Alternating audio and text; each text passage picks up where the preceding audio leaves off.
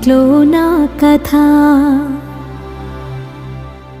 అంతేనేమో అంతేనేమో అంతులేని వేదనేమో ఆడపిల్లను కదా.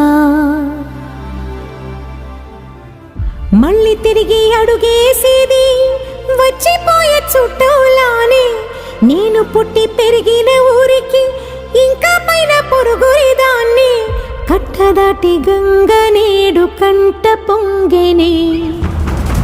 ఎంత ఎంత యాతనో ఎంత గుండె కోతనో ప్రాణమోలే పెంచుకున్న పిచ్చి నాన్నకు. దూలమిరిగి భుజముపై పడిన పిడుగు పాటిది